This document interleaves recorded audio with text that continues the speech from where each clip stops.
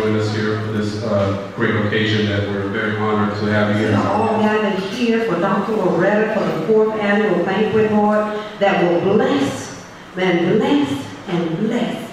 I see just blessings coming forth in such a mighty way, Lord. We just thank you what you're about to do, Lord. If you search within yourself, and the emptiness without will disappear. Do you want to see me broken? Bowed-headed, lower eye, shoulders falling down like teardrops, weakened by my simple cries? Does my happiness offend you?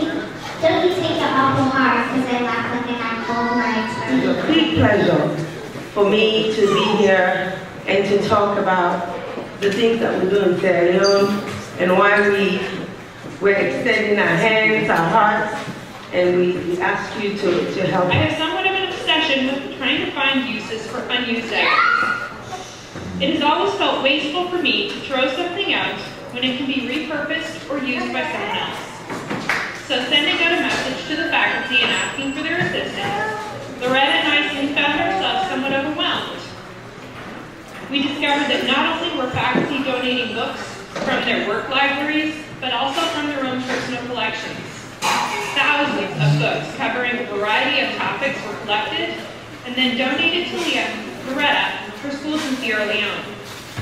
Many of these books might have otherwise ended up in the trash. Sierra Leone is the organization that I'm president of. We are mostly returned Peace Corps volunteers, but also Sierra Leonean diaspora, and friends and families of both. We have also with us Jim Hansen as our project chair. We do a lot of aid work in Sierra Leone. We fill in a little sheet that's really needed. We fund the small projects.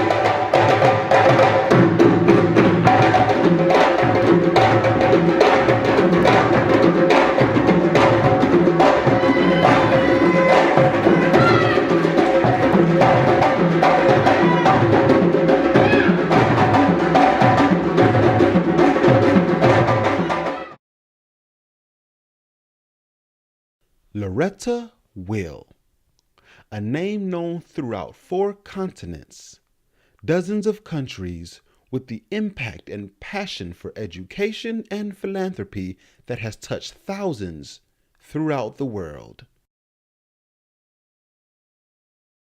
Born in Sierra Leone, West Africa, Loretta relocated to the North American area in the early 1980s to provide a better education and living standards for her family.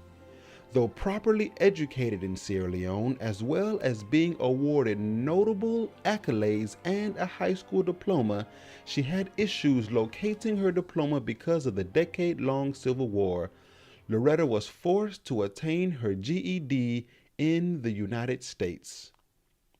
Life's unfortunate events left Loretta Will separated from her husband, which in turn forced her to raise her 4 sons by herself, while homeless and on welfare. Promising her children a life of success and influence, Loretta made the decision to attend college full-time to pursue her bachelor's degree. While in undergrad, Loretta Will faced traumatizing events, including being evicted and forced to live in a homeless shelter with her children. I got evicted out of my house with my 4 boys. The things were thrown outside.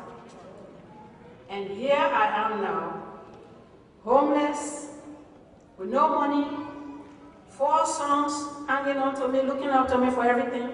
We ended up in a homeless shelter.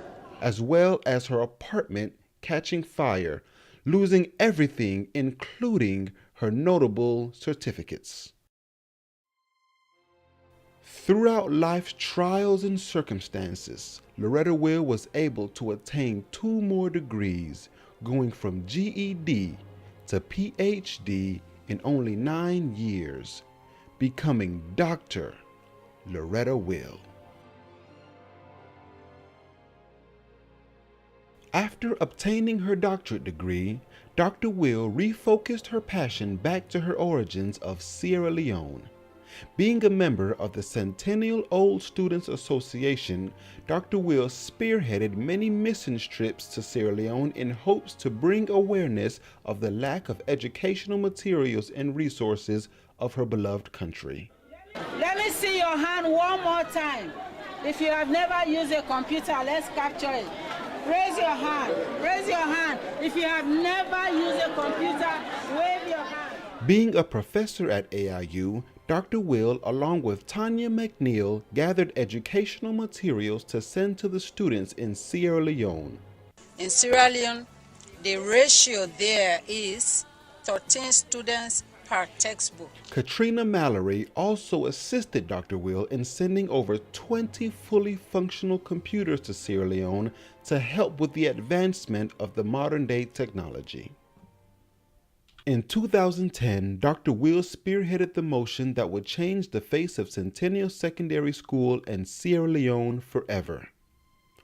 Along with Joe Abu and other CIOSA members, Dr. Will brought attention to the Engineers Without Borders, asking for help with the detrimental state of the school and the town of Matru Jong, requesting they provide continuous electricity for the students and the school to adequately focus on their studies. Well, the highlight was certainly turning the lights on.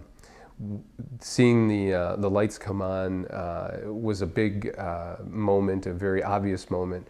And we went there one evening before the big lighting ceremony was to take place. And we went there with some teachers and some of the principals and just wanted to make sure everything worked and that we had enough light. And we got there, it was very dark. It's very dark in a third world country in the middle of a jungle.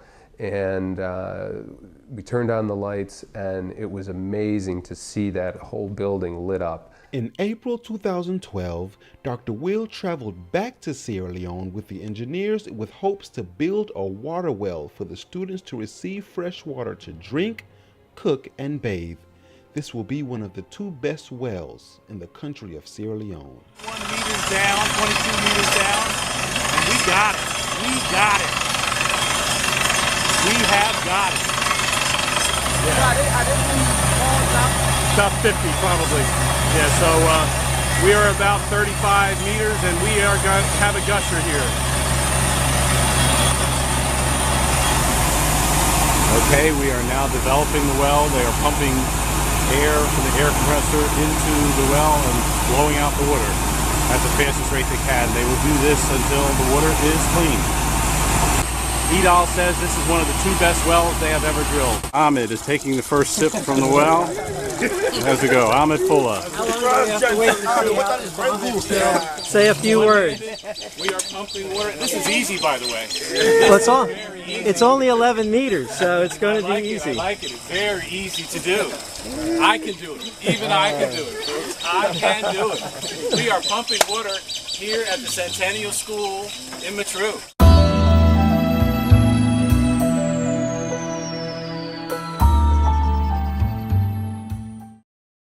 Hello, I'm Loretta, and I am the president and founder of the Dr. Loretta Will Educational Foundation. And I'm really grateful for all the team effort. We have done so well. You have done way beyond my expectation, and I know we can do more.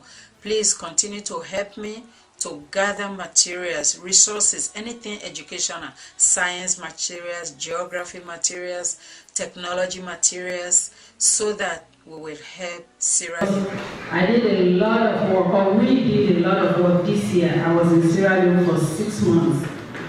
And we were able, together with other partners, to not only carry educational supplies, which were like a whole storage, like 2 double garage times 4 water materials, 20-foot container worth of materials. We were able to ship them, we distributed school supplies, and we were able to build a well. We were actually building it for my former high school through the Engineers Without Borders. I wrote a project because there were 1,500 students on campus. That was the campus I grew up on. After the war, we had no toilet system, no sanitation system, and no electricity, and they are going to school. So all I did was write a project and appeal, just like I'm appealing to you all tonight. And the Engineers Without Borders, they approved the project, and they have been to Sierra Leone now 4 times. And they have built solar electricity on 3 buildings. And this last trip I made, when I took them there, we were able to dig up a well that was deep enough not only to supply the school campus, but the entire village, the whole city was able to.